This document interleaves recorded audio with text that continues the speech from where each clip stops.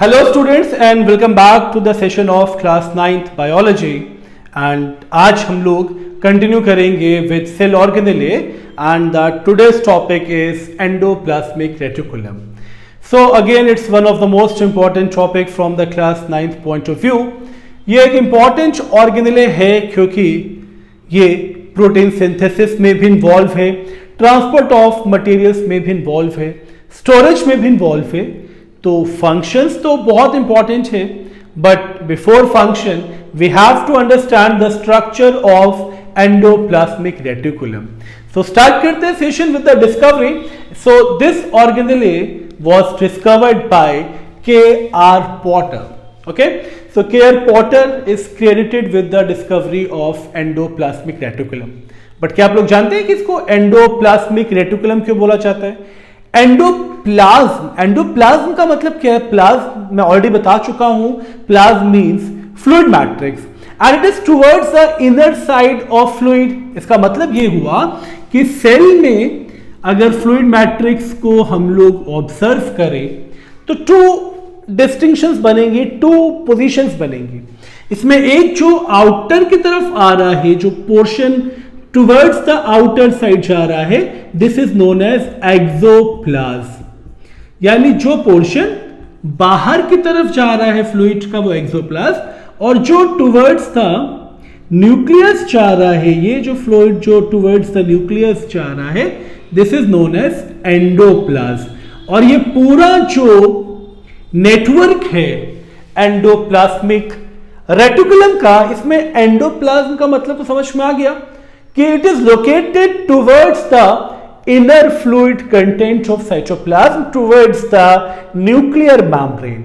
बात समझ में आ रही है ना? इस स्ट्रक्चर को भी अगर आप देखें तो ये जो बाउंड्री है ये न्यूक्लियर मेम्ब्रेन की बाउंड्री है, और न्यूक्लियर मेम्ब्रेन के आउटर पे ये जो फ्लूइड मैट्रिक्स आप देख रहे हैं, दिस इज साइटोप्लाज्म. और न्यूक्लियर मेम्ब्रेन एंड साइटोप्लाज्म से रन करता हुआ ये जो पूरा नेटवर्क ऑफ ट्यूब्यूल है, this is known as endoplasmic reticulum. हालांकि इसके भी फर्दर डिवीजन से मैं एब्रिविएटिव फॉर्म यूज कर रहा हूं, एंडोप्लाज्मिक रेटिकुलम. तो ये भी टू टाइप्स में डिवाइडेड है, बट अभी फिलहाल आपको यह समझना है कि this is the complete network of endoplasmic reticulum which is towards the cytoplasm, towards the inner fluid part. बात समझ में आ रही है ना? एक चीज तो क्लियर होगा कि why they are known as endoplasm. अब reticulum means it's a network of tube. अब आप देख रहे हैं ना इस डायग्राम में या इस ट्राइग्राम में, it's a network of tubes या tubelet structure which runs through the cytoplasm. That's why this is known as endoplasmic reticulum. So I hope आज के बाद आपको ये चीज बिल्कुल नहीं भूलनी है कि इसे एंडोप्लाज्मिक रेटिकुलम क्यों बोला जाता है. अभी पूरा जो नेटवर्क है ट्यूबलेट स्ट्रक्चर का, okay, which runs through the cytoplasm, इसमें इंपॉर्टेंट क्या है कि it synthesis protein, carbohydrates and lipids. अब इसमें भी ये दो चीजें आप बहुत इजीली समझ जाएंगे कि कैसे ये प्रोटीन सिंथेसाइज करता है, कैसे ये लिपिड सिंथेसाइज करता है. अब इसको भी हम कवर करेंगे, कार्बोहाइड्रेट को भी. बट ये जो पोर्शन आप देख रहे हो ना, सो दिस इज द, ये जो माइन्यूट पोर्शन है ये है राइबोसोम्स. ओके, ये सब राइबोसोम्स है. That's why presence of ribosomes makes it rough endoplasmic reticulum. तो राइबोसोम के प्रेजेंस में ये बन गया रफ एंडोप्लाज्मिक रेटिकुलम. ठीक है, और यहां आप देख रहे हैं यहां पे राइबोसोम्स नहीं प्रेजेंट है, तो absence of ribosomes makes it smooth endoplasmic reticulum. तो ये हो गया स्मूथ एंडोप्लाज्मिक रेटिकुलम. तो rough endoplasmic reticulum and even smooth endoplasmic reticulum, it runs in the cytoplasmic matrix, और ये बिल्कुल न्यूक्लियर मेम्ब्रेन से ही ओरिजिनेट होता है. ये चीज समझ में आ रही है ना? न्यूक्लियर मेम्ब्रेन से ओरिजिनेट होके साइटोप्लाज्म की तरफ इसका एक नेटवर्क ऑफ ट्यूबुलर स्ट्रक्चर बनता है अब एक हो गया रफ एंडोप्लाज्मिक रेटिकुलम जिसमें राइबोसोम्स प्रेजेंट है, ये राइबोसोम्स हैं, ओके। और इस राइबोसोम्स का फंक्शन क्या है? अगर आपने राइबोसोम के बारे में थोड़ा सा भी पढ़ा है, नहीं भी पढ़ा तो इस पे भी वीडियो बहुत जल्द आने वाली है। राइबोसोम्स को प्रोटीन फैक्ट्री बोलते हैं। तो ये तो अंडरस्टूड हो गया कि rough endoplasmic reticulum is involved in the synthesis of protein. Smooth endoplasmic reticulum पे सम एंजाइम्स आर देयर, तो ये एंजाइम्स प्रेजेंट होता है इस पे, ओके। और इस एंजाइम का फंक्शन क्या होता है? They are involved in the synthesis of steroids.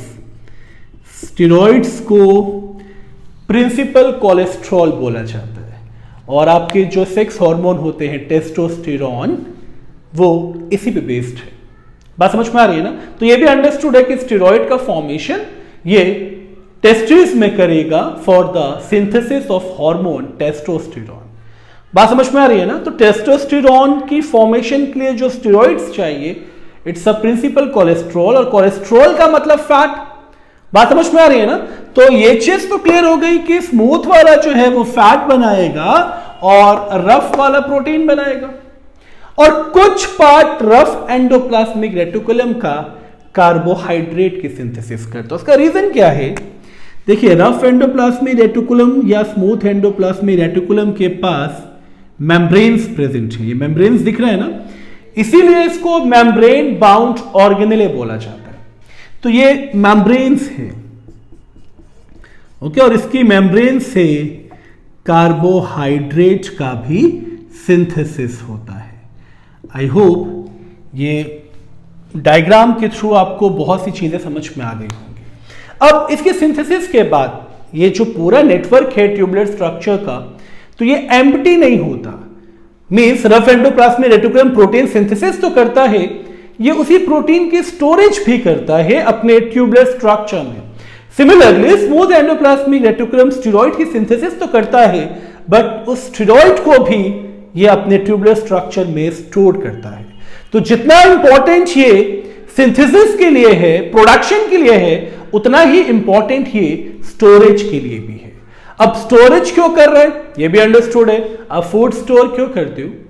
आप फूड स्टोर इसलिए करते हो ताकि अगर आपको रिक्वायरमेंट है तो आप उसको यूटिलाइज कर सको, या अगर आपके नियर बाई एरियाज में, आपके रिलेटिव्स में, आपके नेबर में अगर रिक्वायरमेंट है तो आप उनको भी सप्लाई कर सको।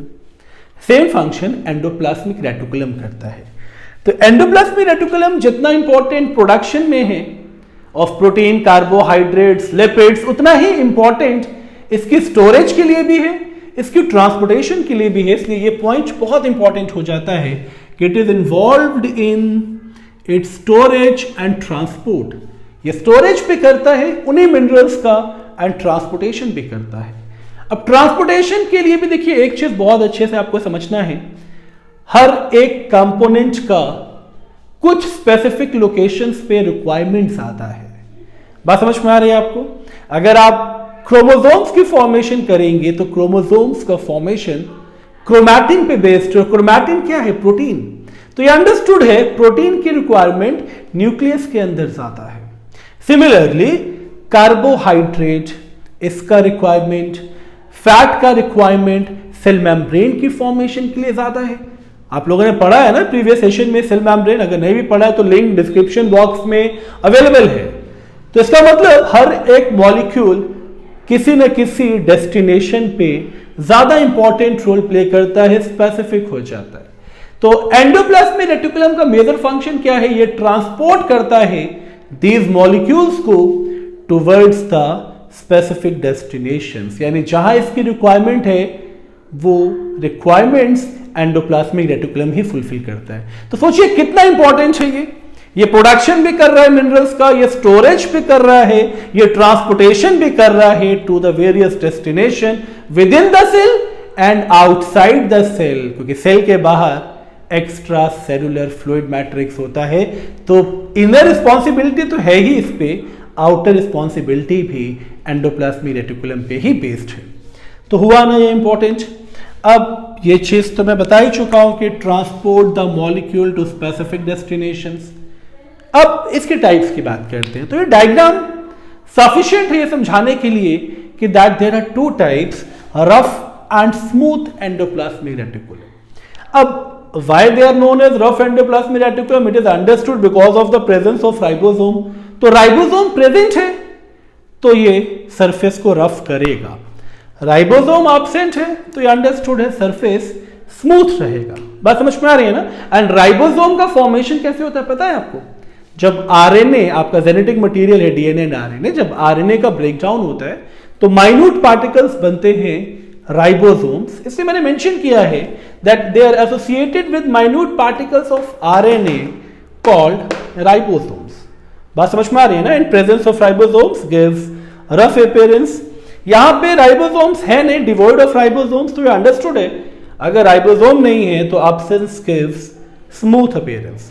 अब ribosomes are known as protein factory, तो ये भी अंडरस्टूड है that they are involve in the synthesis of protein and they are involve in the synthesis of steroid. ये हम लोग अभी डिस्कस कर चुके हैं। अब एक इंपॉर्टेंट चीज क्या है, अगर आपको टाइप समझ में आ गया तो अब इसके फंक्शंस को भी बहुत इजीली समझ जाएंगे, क्योंकि साइटोप्लाज्म से रन कर रहा है तो ये अंडरस्टूड है साइटोप्लाज्म का सरफेस एरिया इंक्रीज होगा। क्यों इंक्रीज होगा? Because it's a tubular network which running through the cytoplasm. तो साइटोप्लाज्म का एरिया इंक्रीज होगा तो ये अंडरस्टूड है साइटोप्लाज्म में मेटाबॉलिक एक्टिविटी इंक्रीज होगी। बात समझ में आ रही है ना, क्योंकि उसको ज्यादा सरफेस एरिया मिलेगा for the metabolism and they are associated with synthesis, storage and transport. ये हम लोग कवर कर चुके हैं एंड आई होप ये डायग्राम भी आपको बहुत इजीली समझ में आया होगा। So that's all about endoplasmic reticulum. Thank you so much for giving your time and those who are new to my channel kindly press the subscribe button and even the bell notification, ताकि मैं ऐसी videos आपके लिए लाता रहूं और आपको notifications मिलती रहे।